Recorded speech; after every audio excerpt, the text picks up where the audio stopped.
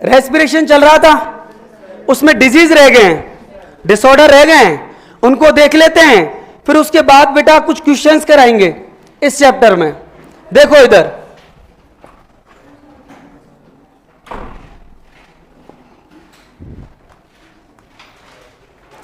इधर ध्यान दो बेटा। टॉपिक का नाम है डिजीज एंड बेटा इसको डिसऑर्डर भी बोलते हैं ऑफ रेस्पिरेशन। तो सुनो बेटा, 3 डिजीज दे रखी है हमारे सिलेबस में, इधर ध्यान दो।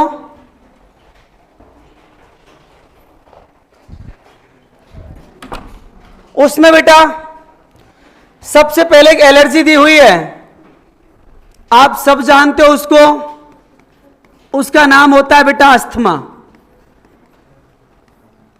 आपको पता है ना अस्थमा के बारे में? तो अस्थमा क्या है बेटा, बताओ ना मुझे जरा।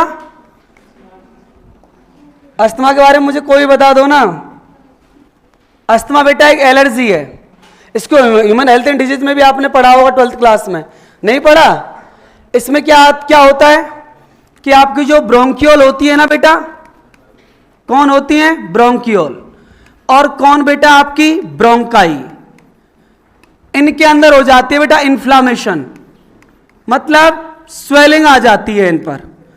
उससे क्या होता है बेटा, ये जो अस्थमा वाला जो पेशेंट होता है ना, ये इंस्पायरेशन तो कर लेता है, सांस अंदर तो ले लेता है कि वो तो एक्टिव प्रोसेस है, बट इसको बेटा एक्सपायरेशन में बहुत तकलीफ होती है।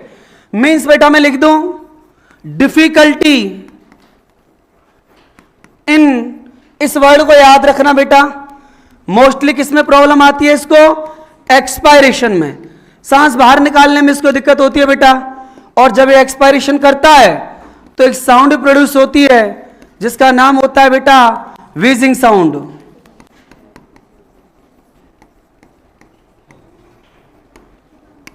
ये बेटा आपका अस्थमा है जो दिया हुआ है एनसीईआरटी में, ठीक है।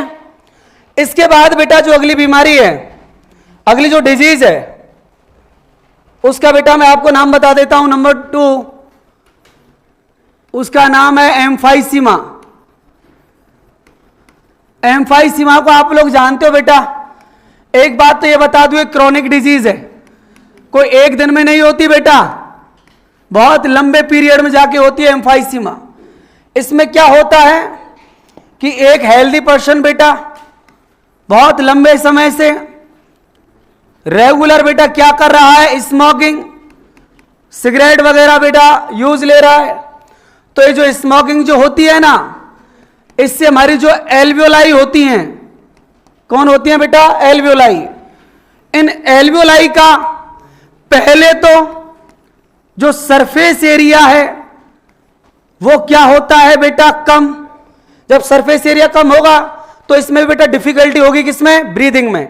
दूसरा बेटा सरफेस एरिया कम होता है और एल्वियोलाई बेटा आगे जाके क्या भी होने लगता है? डैमेज। और इस बीमारी को क्या बोलते हैं? इस डिजीज क्या बोलते हैं? एम्फाइसीमा। एम्फाइसीमा बेटा एक क्रॉनिक डिजीज है। रेगुलर स्मोकिंग करेगा कोई भी हेल्दी पर्सन तो उसका बेटा जो एल्वियोलाई है, पहले उसका सरफेस एरिया डिक्रीज होगा और फाइनली बेटा वो क्या भी हो जाएगा? डैमेज। इसका नाम क्या है? बोलो ना। ठीक है। इसके बाद बेटा एनसीईआरटी में एक डिजीज दी हुई है 3rd, जिसको नाम दिया हुआ है ऑक्यूपेशनल डिजीज। बेटा मैं आपको एक बात बोलूं कि जो ऑक्यूपेशनल डिजीज जो होती है ना बेटा, ये बहुत सारे डिजीज का बेटा ग्रुप है।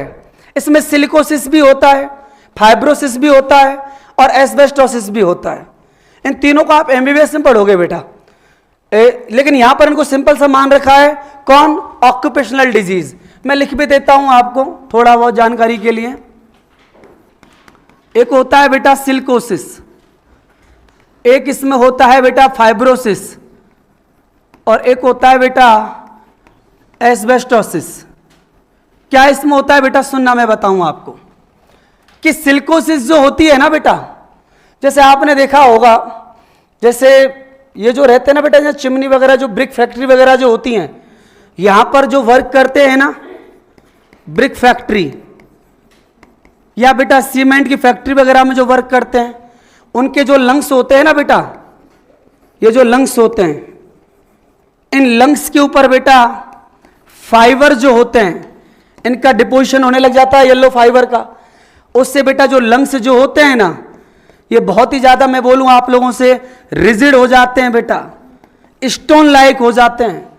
इनके अंदर जो पावर होती है ना बेटा, कंट्रक्शन की, एल्वेलाई की एक्सटेंड होने की बिल्कुल खत्म हो जाती है। इसको बोलते हैं बेटा सिलिकोसिस। ये बिग फैक्ट्री वगैरह उधर ज्यादा होती है।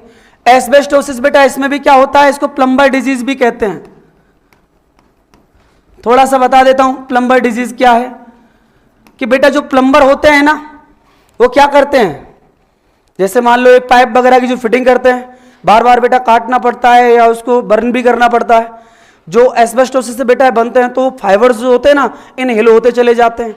इनके भी बेटा जो लंग्स होते हैं ना, वो एकदम फाइबर का डिपोजिशन होता है, एकदम स्टोन लाइक हाइट हो जाते हैं, खत्म। तो बेटा ये बस इतना याद रख लेना कि इनको आप लोग क्या बोलते हो, ऑक्यूपेशनल डिजीज। बस बेटा बहुत है, इतना ही।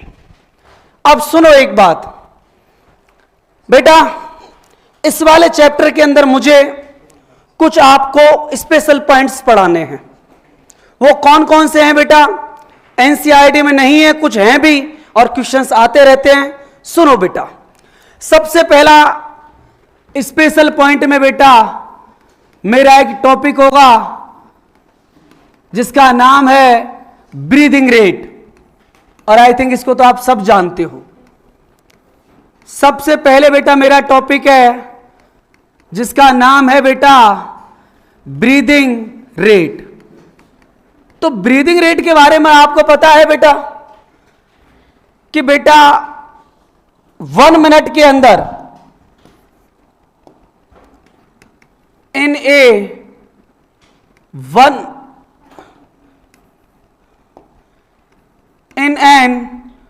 1 मिनट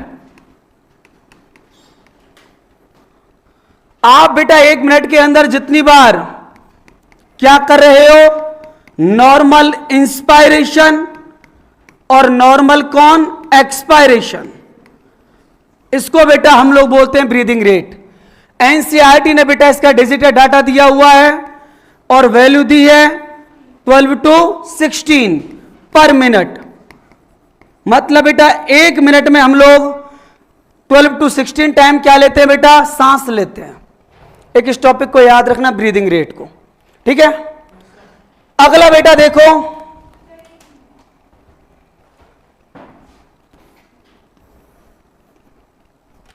अगला देखो बेटा, अगला एक टॉपिक आता है बेटा, 2 टॉपिक हैं वेंटिलेशन में,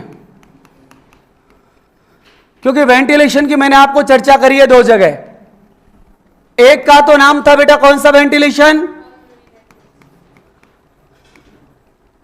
पल्मोनरी वेंटिलेशन, याद है ना सबको, ठीक है। और एक बेटा कौन सा वेंटिलेशन,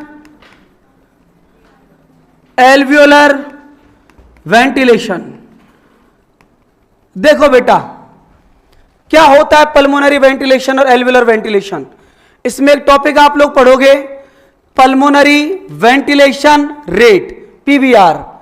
ये क्या होता है बेटा, इधर ध्यान दो, किसको बोलते हैं बेटा, रेट का मतलब हो गया 1 मिनट, ठीक है। तो देखो इधर सुनो जरा, 1 मिनट के अंदर आप कितना एयर का वॉल्यूम इनटेक कर सकते हो बेटा। आप नॉर्मल इंस्पायरेशन में कितना लेते हो, टीवी, यस और नो। और 1 मिनट में आप अप्रोक्सीमेट सांस कितनी बार ले रहे हो, 12 to 16। इसको बेटा हम लोग एवरेज 15 मान लेते हैं, समझ रहे हो ना। तो बेटा यदि इसका मैं फॉर्मूला ड्राइव करूं पीबीआर का, तो आई थिंक ये आ जाएगा TV into B R, breathing rate. नहीं हो जाएगा, अरे नहीं होगा क्या। सुनो बेटा, पल्मोनरी वेंटिलेशन का मतलब है कि 1 मिनट में आप कितना वॉल्यूम ऑफ एयर इंस्पायर किए। बेटा आप वॉल्यूम जो इंस्पायर करते हो, नॉर्मल इंस्पायरेशन, वो टीवी तो होता है, टाइडल वॉल्यूम ही तो होता है। और 1 मिनट में मतलब क्या है बेटा, ब्रीदिंग रेट, यस और नो। तो 1 मिनट में यदि मान लो बेटा आपने 15 टाइम ब्रीद किया और एक बार की ब्रीद में अंदर कितना लिया, 500 ml, तो इसी को हम लोग क्या बोलते हैं, पल्मोनरी वेंटिलेशन रेट। मतलब पल्मोनरी वेंटिलेशन रेट जो होती है ना बेटा, TV into B R. B R का मतलब समझ रहे हैं ना, लिख भी देता हूं कहीं फिर भूल जाओ, एक महीने बाद ये क्या था, ब्रीदिंग रेट। समझ में आया कि नहीं आया? चलो मैं एवरेज यदि वैल्यू निकालूं, एवरेज इसकी वैल्यू निकालूं तो ये तो कितना 500 है कि नहीं है? और बेटा ब्रीदिंग रेट यदि एवरेज मैंने कितनी मान ली 15, तो यही तो आएगा। समझ रहे हो? लेकिन बेटा एल्वियुलर वेंटिलेशन क्या है कि एल्वियोलाई को बेटा कितनी एयर मिली 1 मिनट के अंदर, तो आपको पता है ना जितनी एयर इंस्पायर करते वो पूरी पूरी एल्वियोलाई तक नहीं पहुंचती, डेड स्पेस में रुक जाती है। यस और नो? लेकिन बेटा मैं यहां पर निकाल लूं एक फॉर्मूला, एल्वियोलर वेंटिलेशन रेट, तो ये आपका फॉर्मूला आएगा TB minus dead space, yes और नो, इनटू कौन, बी आर। नहीं आया समझ? तो इसकी एवरेजन वैल्यू कितनी आएगी बोलो, 350 इंटू 15। समझ में आया कि नहीं आया? अरे एल्वियोलाई को पूरा थोड़ी पहुंचा बेटा, डेड स्पेस में 150 रहा कि नहीं रहा? एनाटॉमिकल डेड स्पेस में 150 ml एयर रही कि नहीं रही? एल्वियोलाई को ओनली कितना मिला 350, तो एल्वियोलाई को मिला 350, 1 मिनट में बेटा मान लो 15, तो ये वैल्यू आ जाएगी। मतलब देखो एक में आपको ट्रू एंड फॉल्स स्टेटमेंट में बेटा आ गया था एक बार एक क्वेश्चन, और एनसीईआरटी में नहीं था इसलिए मैं पढ़ा रहा हूं, बट इस तरीके से नहीं आया था। क्वेश्चन ऐसे आया था, सुन लो ना बेटा, pulmonary ventilation rate higher than alveolar ventilation. Pulmonary ventilation rate क्या होती है, ज्यादा, किसके कंपैरिजन में, एल्वियोलर वेंटिलेशन की, और वो स्टेटमेंट सही था। समझ में आ गया? ये क्वेश्चन आया हुआ था, नोट कर लिया सबने? अब सुनो बेटा, इसके बाद चलो अगला बेटा question, significant of vital capacity. कोई बच्चा मुझे वाइटल कैपेसिटी का बेनिफिट बताएगा? कोई भी स्टूडेंट वाइटल कैपेसिटी का सिग्निफिकेंट फायदा, बेनिफिट, वाइटल कैपेसिटी क्यों अच्छी है, मतलब कोई इसका बेनिफिट कि इससे ये अच्छा हो सकता है बॉडी में। आउट ऑफ एनसीईआरटी नहीं है ये, एनसीईआरटी लेके आए हो क्या? एनसीईआरटी लेके आए हो? चलो एक काम करो, पेज निकालो 277 277, एक्सरसाइज का फर्स्ट क्वेश्चन देखो, मिला?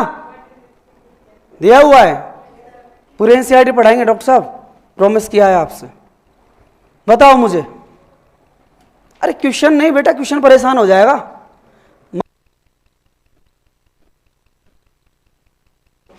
बताओ मुझे इसका बेनिफिट, बताओ मुझे वाइटल कैपेसिटी का क्या बेनिफिट, सिग्निफिकेंट क्या हो सकता है।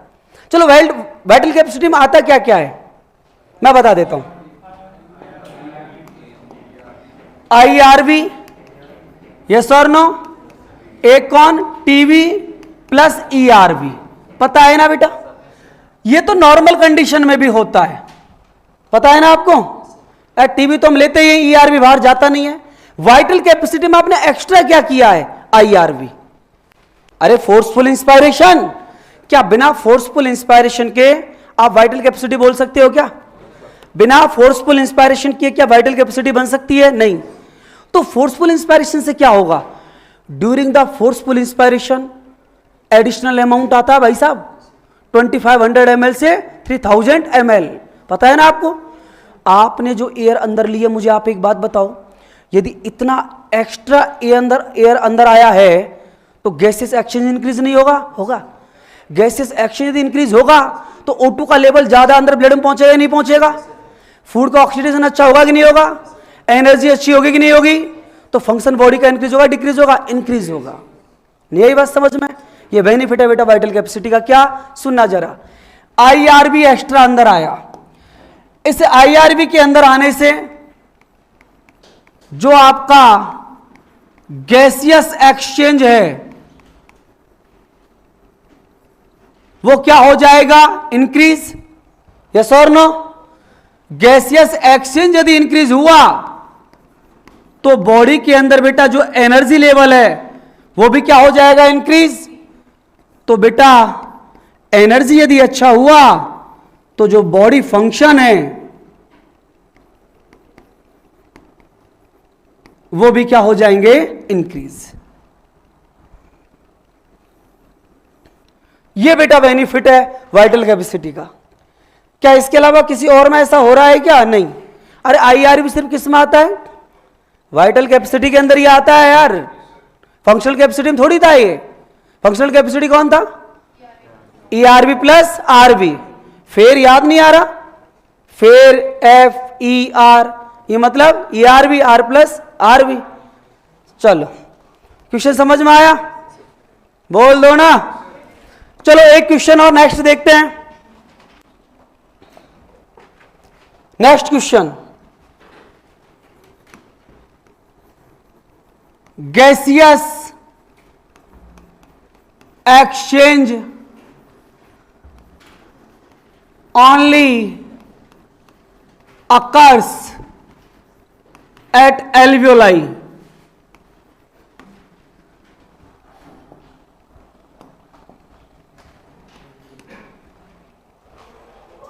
कोई बताएगा? एल्वियोलाई के लेवल पर ही होता है ना गैसियस एक्सचेंज। वाई, क्यों?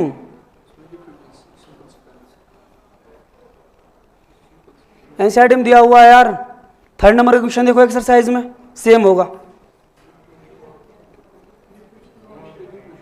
बोलो ना क्यों? असरसन रीजन में क्वेश्चन आ गया है तो इसका रीजन क्या बनाओगे कि आंसर ए चला जाए? अरे आपको पता है ना, air sac of lungs is made up of simple squamous epithelium tissue, और simple squamous epithelium tissue function perform करता है डिफ्यूजन का। समझ में आया? चलो देख लो यार डॉक्टर साहब, ये आई थिंक एक्सरसाइज का 3rd क्वेश्चन है बेटा, यदि मैं सही हूं तो 3rd ही है क्या? Page number 277। चलो कोई बात नहीं, इधर देखो। रीजन बताओ मुझे इसका, क्योंकि आपको पता है एल्वियोलाई किसका बना हुआ है? सिंपल स्क्वेमस क्या? Epithelium tissue. और सिंपल स्क्वेमस एपिथेलियम टिश्यू जो है ना बेटा, इसका फंक्शन क्या है? डिफ्यूजन। और डिफ्यूजन से क्या होता है? Gaseous exchange. चलो अगला क्वेश्चन देखो, एक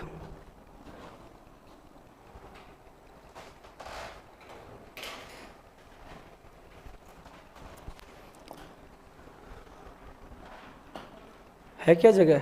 नहीं है। नेक्स्ट क्वेश्चन देखो बेटा, कोई हेल्दी पर्सन है ना, एक हेल्दी पर्सन, उसको बेटा आपने पहुंचा दिया हिल पर। ठीक है, कहां पहुंचा दिया? हिल पे। और जब वो हिल पर पहुंच रहा है ना, तो जो उसका रेस्पिरेटरी जो प्रोसेस है, कौन सा प्रोसेस?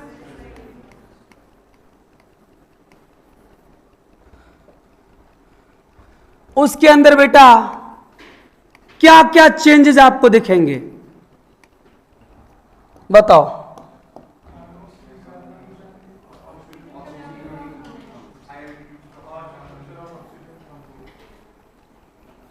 आई थिंक ये एक्सरसाइज का क्वेश्चन नंबर 9 होगा।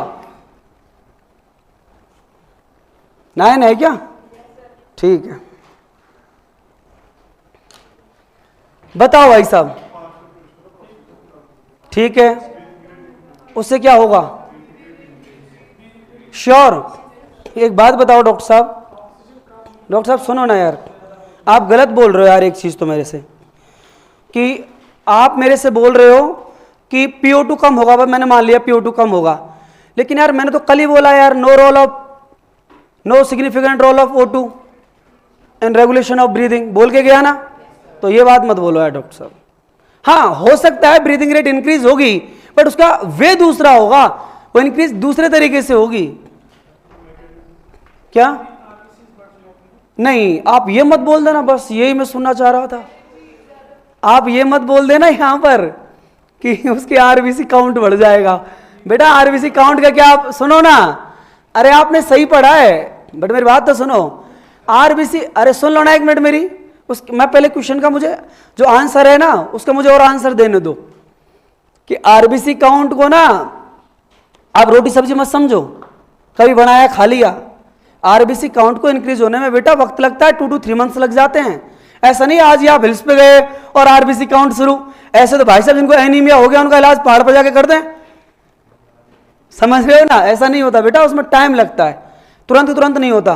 देखो चेंज देखते हैं बेटा, इधर सुनो ना, रेस्पिरेशन में क्या क्या चेंज दिखेंगे, इसका आंसर देखो कि एक तो आपको यह तो पहले ही पता लग गया कि जो PO2 है वो क्या हो जाएगा, कम।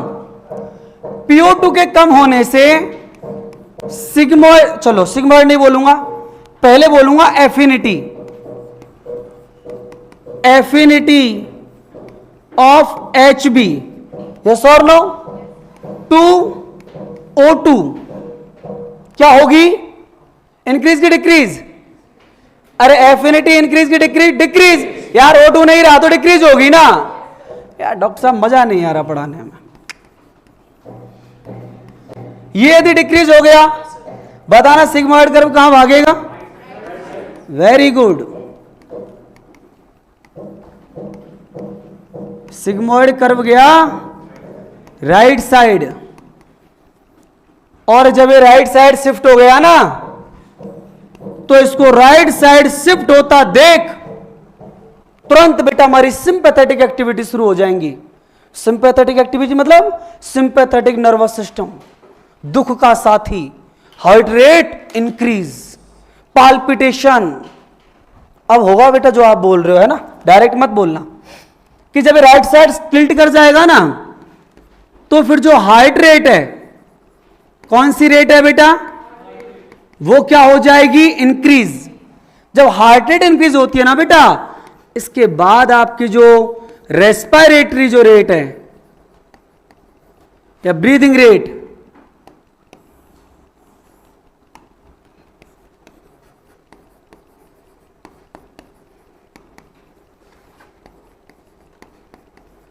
ये भी क्या हो जाएगी, इंक्रीज। समझ में आया कि नहीं आया। और बेटा यदि लॉन्ग टर्म तक ये चलता रहा,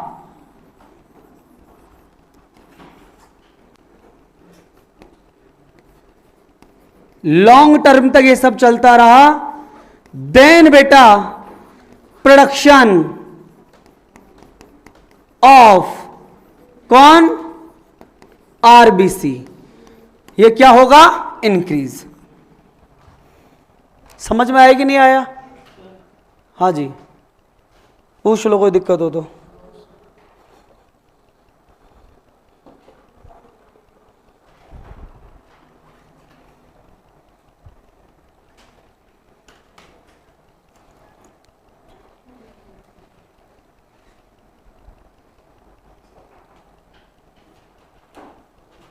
कोई दिक्कत है क्या।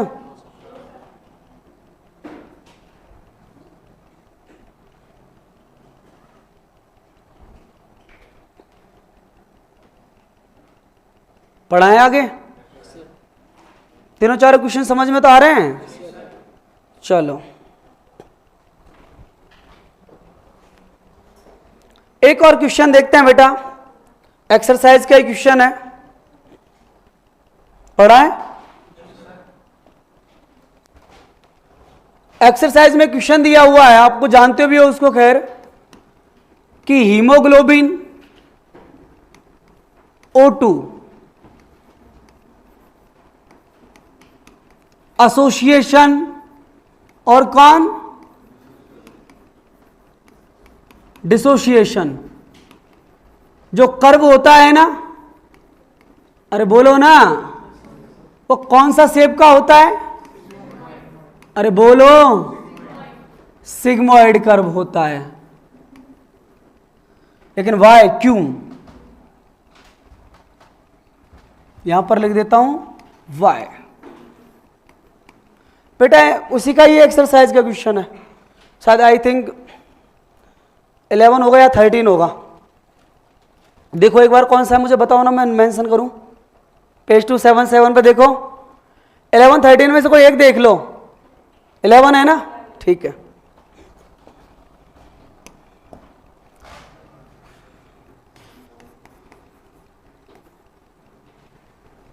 इलेवन नंबर का क्वेश्चन है बेटा।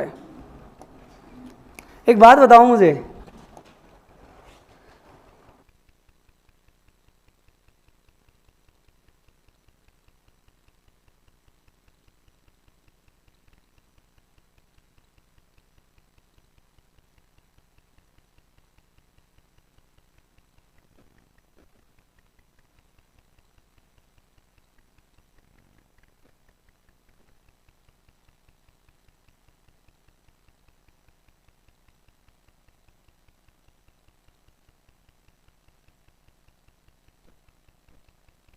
कि सिग्मोइड, सिग्मोइड कर्व का मतलब समझ रहे हो ना आप। तो इसको ड्रॉ कर देता हूं एक बार।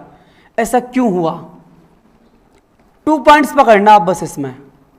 ऐसा था ना, ये 97 पर रुक गया था ना, यदि 100 पर चला जाता तो सिग्मोइड हो पाता क्या है। तो इसमें देखो 2 पॉइंट्स हैं इसको एक्सप्लेन करने के। अब एनसीईआरटी ने क्वेश्चन दिया हुआ है कि सिग्मोइड कर्व का रीजन क्या है, क्यों सिग्मोइड कर्व मिला। तो सुनो बेटा कि एक तो यदि आपको सिग्मोइड कर्व का यदि आपको एक्सप्लेनेशन चाहिए तो एक तो ये भी एक्सप्लेनेशन है कि यार सिग्मोइड मिल रहा है तो सम टाइम तो O2 का जैसे जैसे लेवल बढ़ रहा है, इधर देखो हीमोग्लोबिन का सेचुरेशन भी हो रहा है कि नहीं हो रहा भाई। PO2 जैसे जैसे इंक्रीज हो रहा है, हीमोग्लोबिन का सेचुरेशन भी बढ़ रहा है कि नहीं बढ़ रहा। लेकिन वो 100 नहीं हुआ बेटा, तो ये तो सिग्मोइड हुआ। तो सिग्मोइड होने के 2 रीजन है। एक तो PO2 के बढ़ने पर जो सैचुरेशन है हीमोग्लोबिन का वो इंक्रीज हो रहा है कि नहीं हो रहा, समझ रहे हो ना। और एक ये 100% नहीं हुआ, ये भी एक रीजन है सिग्मोइड होने का। अब मुझे ऐसा क्यों हुआ, ऐसा मुझे रीजन बताओ इसका। अब सुनो बेटा, ये 100% सैचुरेशन क्यों नहीं हुआ उसका मैं आपको रीजन बताऊंगा। बेटा वो देखो सुनो, पहले सैचुरेशन हो नहीं पाया था तब बेटा वो 3% किसको दिया, प्लाज्मा को। ऐसा नहीं बेटा कि प्लाज्मा ने अपनी मर्जी से उस काम को चूज किया था, नहीं, मैं समझाऊंगा बेटा कि हमारा जो एल्वेओलाई था ना बेटा, जो हमारा हीमोग्लोबिन था वो फेल हो गया था 100% हमारी O2 को कैरी करने में। तब एडिशनल बेटा हमने वो वर्क किसको दिया, प्लाज्मा को। ऐसा नहीं है कि पहले 3% प्लाज्मा को दे दिया तो फिर किसको देना था, नहीं बेटा। हीमोग्लोबिन की जो एक तरीके से मैं बोलूं ना कि ये मान लो बेटा कि पावर खत्म हो गई उस जगह पे, इसलिए हमने 3% को किसके लिए दिया, प्लाज्मा के लिए। तो क्या रीजन थे बेटा ऐसा, मुझे कोई एनीथिंग कोई बच्चा बताएगा। यार आप पढ़ रखा है आपने 11 12 डॉक्टर साहब ऑलरेडी हैं। चलो देखते हैं। अच्छा मुझे सिग्मोइड कर्व का रीजन बताओ, क्यों ऐसा हुआ, कोई भी सोच के मुझे बताओ। एक टॉपिक पढ़ाना पड़ेगा मुझे इसको समझाने के लिए। पर एक चीज आपको पता है, सुनो इधर सुनो बेटा, मैंने आपको एक बात बोली थी कि 1 molecule of haemoglobin can be transported 4 molecule of O2। लेकिन बेटा आपने कभी दिमाग में एक चीज सोची क्या कि सर एक बात बताओ, आपने हमको एक बात बोला कि हीमोग्लोबिन का एक मॉलिक्यूल 4O2 को लेके जाता है ना, और वो O2 जो है Fe से बाइंड करती है लूजली। सर ऐसा कभी क्यों नहीं हुआ कि 4 में से एक से तो O2 अटैच हो जाए, एक से CO2 अटैच हो जाए, एक से कार्बन मोनोऑक्साइड अटैच हो जाए। ऐसा हो सकता है क्या सर कभी? आपने मेरे से क्वेश्चन क्यों नहीं पूछा, मुझे बताओ जरा। क्योंकि मैंने तो आपको ऐसा डायग्राम बनाकर बताया था कि बनाया था ना ऐसा, सुनो ना, ऐसा बोला होगा देखो ऐसे, ये हीम पार्ट, यहाँ आयरन है, यहाँ भी आयरन है, ये हीम पार्ट, यहाँ भी आयरन है, यहाँ भी आयरन है। मैंने आपको ऐसा समझाया था। देखो जरा बेटा, सब बच्चे यहाँ पर ध्यान दो, Fe+2 Fe+2 Fe+2 Fe+2। और मैंने आपको बोला कि ये जो Fe+2 है ना, इनसे लूजली बाइंड करती है O2, लूजली बाइंड करती है O2, लूजली बाइंड करती है O2, और यहां पर भी लूजली बाइंड कर रही है O2। लेकिन मेरा आपसे एक चीज ये पूछना था कि आपके मन में ख्याल क्यों नहीं आया? आपको आई थिंक मेरे से क्वेश्चन पूछना चाहिए था कि सर एक मान लो O2 जुड़ जाए और एक जगह CO2 जुड़ जाए या कार्बन मोनोऑक्साइड जुड़ जाए, ऐसा पॉसिबल है क्या? और होना तो चाहिए ना, नहीं होता है ऐसा। और यही बेटा एक रीजन है जो हमको एक कर्व सिग्मोइड मिला, मैं बताता हूं कैसे, सुनना। जैसे बेटा एक O2 बाइंड कर जाती है ना हीमोग्लोबिन से, समझ रहे हो आप मैं क्या कह रहा हूं? जैसे बेटा एक O2 इस हीमोग्लोबिन से बाइंड कर जाती है, तो बेटा एक O2 इस हीमोग्लोबिन से बाइंड होते ही इस हीमोग्लोबिन की एफिनिटी को इंक्रीज कर देती है सेकंड मॉलिक्यूल के लिए। समझ रहे हो मैं क्या कह रहा हूं? As one molecule of O2 bind with haemoglobin, after that efficiency, binding efficiency of hemoglobin increase for second molecule।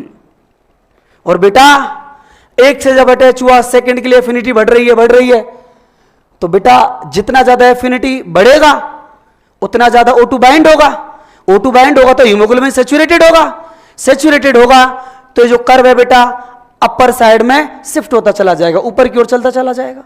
एक तो ये रीजन है, समझ में आया? एक रीजन और क्या है बेटा, वो आपको नहीं पता, वो मुझे समझाना पड़ेगा, उसका नाम होता है फिजियोलॉजिकल संट। फिजियोलॉजिकल संट क्या है बेटा, मैं भी एक्सप्लेन करूंगा। पहले एक रीजन मैं आपको बता देता हूं, जिसको एनटीए ने फिक्स किया हुआ है, समझ रहे हो ना? आप सुनो बेटा, मैं एक चीज सुनना, आप है ना इस कॉपी को एक दो फेंकना मत कहीं इधर उधर। चलो इधर देखो, पहला रीजन बता रहा हूं बेटा मैं इसका आपको, क्या रीजन है? As one molecule of O2 bind with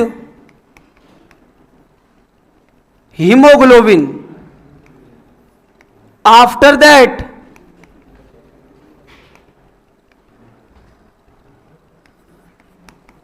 binding affinity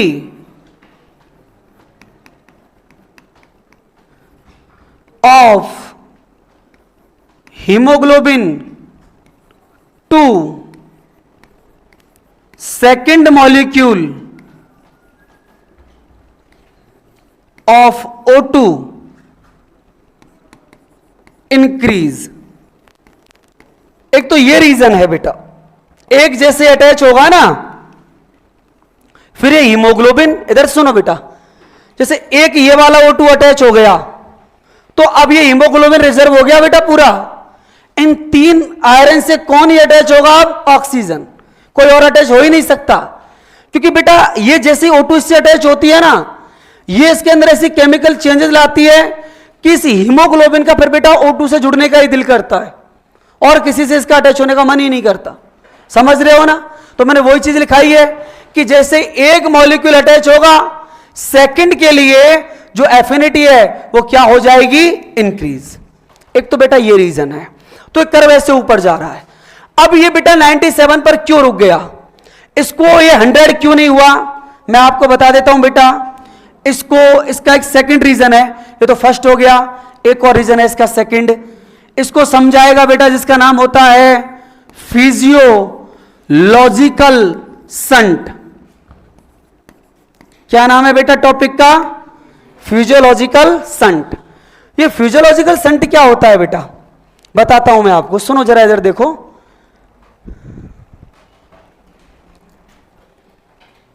इधर ध्यान दीजिए बेटा कि फिजियोलॉजिकल संट को मैं आपको एक्सप्लेन कर रहा हूं।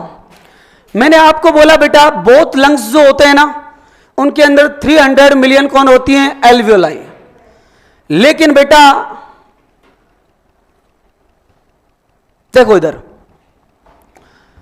जो 300 बेटा जो 300 मिलियन जो एल्वियोलाई हैं, वो सारी की सारी बेटा फंक्शनल नहीं होती। मैं बताता हूं कैसी होती हैं। मैं दो से बेटा आपको समझाऊंगा। एक तो बेटा ये एल्वियोलाई, और एक बेटा इस तरीके की एल्वियोलाई भी होती हैं।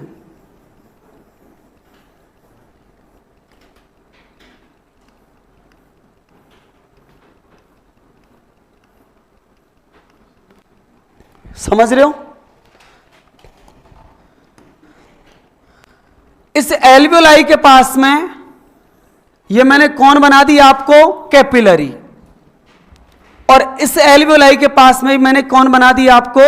कैपिलरी।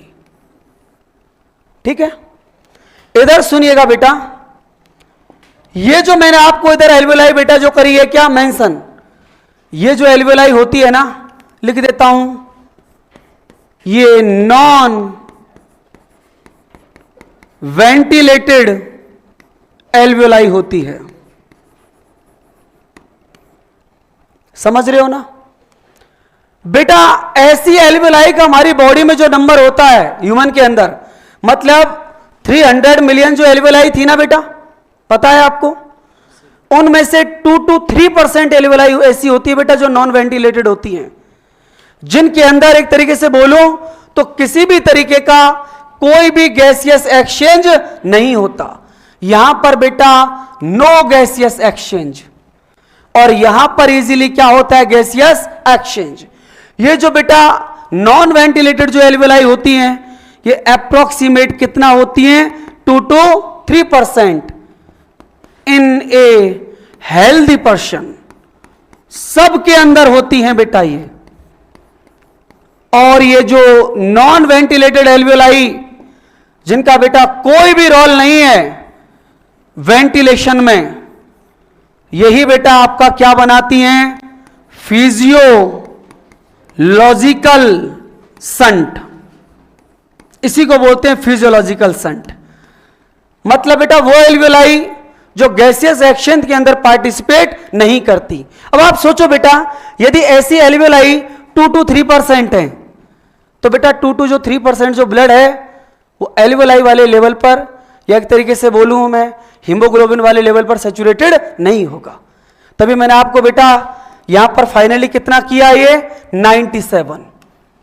और मैंने आपको बताया भी था बेटा कि हमारी एल्वियोलाई इतनी कॉम्प्लेक्स होती हैं कि हमारा पूरा का पूरा ब्लड कभी बेटा एल्वियोलाई के कांटेक्ट में आ ही नहीं पाता, क्योंकि नॉन वेंटिलेटेड जो एल्वियोलाई होती है ना, उनसे तो गैसेस एक्सचेंज होता नहीं है।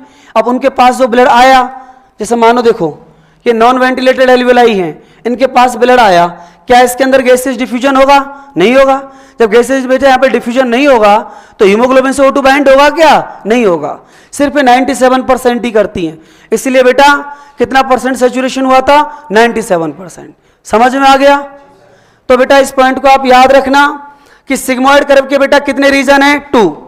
एक तो रीजन ये है कि जैसे ही एक मॉलिक्यूल O2 का क्या होता है? बाइंड, उस हीमोग्लोबिन की फिर नेक्स्ट O2 के मॉलिक्यूल के लिए बाइंडिंग एफिनिटी इंक्रीज हो जाती है, जिससे कर्व बेटा ऐसे अपर साइड मूव कर रहा है। और बेटा सैचुरेटेड 97 पर हो गया, बिकॉज क्यों 100 क्यों नहीं हुआ?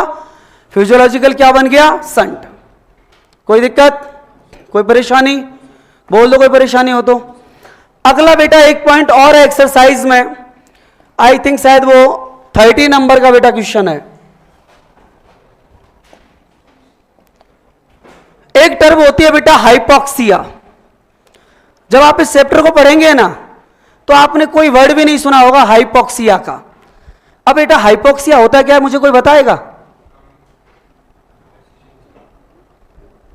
नहीं बताएगा? चलो इधर देखो,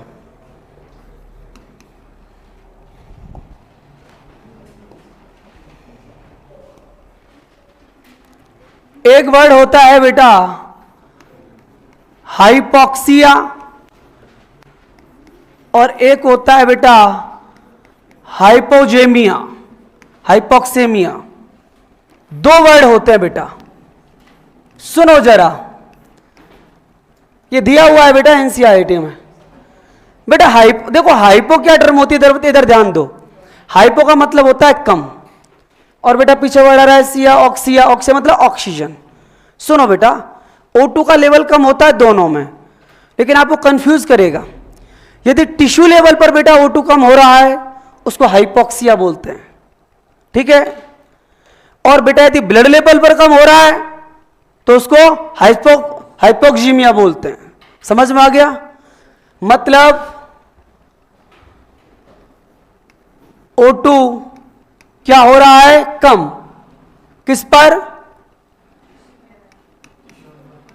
इन टिश्यू। तो बेटा क्या बोलेंगे उसको? हाइपॉक्सिया। और बेटा O2 हो रहा है कम, लेवल ऑफ O2 क्या हो रहा है? कम। कहां? ब्लड में, हाइपोक्सेमिया। दोनों वर्ड्स को बेटा याद रखना, आपको बेवकूफ बनाएगा इन वर्ड्स के अंदर।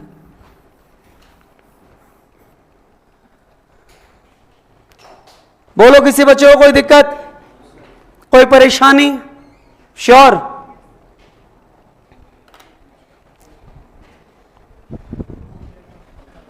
क्या?